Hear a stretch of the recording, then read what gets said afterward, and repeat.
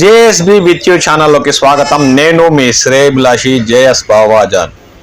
దాదాపు 3 నెలల పాటు పుల్చల మండలం మరియు చుట్టుపక్కల గ్రామాల్లోని రైతులకు ముప్ప తిప్పలు పెడుతూ పంట పొలాలపై తమ దాడులను కొనసాగిస్తూ తీవ్ర భయాందోళన గురి చేసిన గజరాజుల గుంపు దాదాపు 15 రోజుల క్రితం పుల్చల మండలాన్ని దాటి చిన్నగొట్టికల్లి మండల పరిసర ప్రాంతాల్లో తిష్ట వేసి ఉన్నాయి.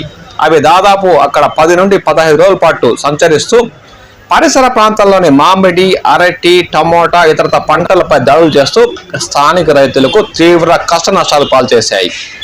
దీంతో వారు దిక్కుతోచని స్థితిలో ఉండగా ఇప్పుడు అవి మళ్ళీ తమదైన శైలిలో రూటును మార్చుకుంటూ మండలాన్ని మార్చేశాయి.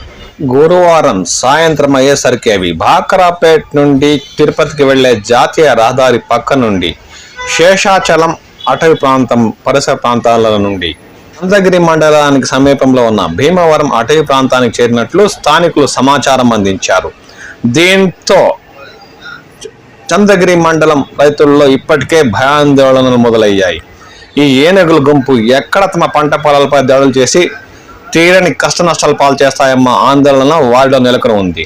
వారు వెంటనే చంద్రగిరి ఎమ్మెల్యే పులివర్తి నానికి సమాచారం అందించారు. ఆయన తక్షణమే అటవీ శాఖ అధికారులకు సమాచారం అందించి ఈ ఏనుగులను శేషాచలం అటవీ ప్రాంతంలోకి తరిమేసేందుకు కృషి చేసేందుకు సన్నాహాలు చేయాలని వారిని సూచించారు. పంట పొలాల వద్ద ఏనుగుల సంచారం కనిపిస్తే వెంటనే అటవీ శాఖ అధికారులకు సమాచారం ఇవ్వాలని ఆయన రైతులను కోరారు.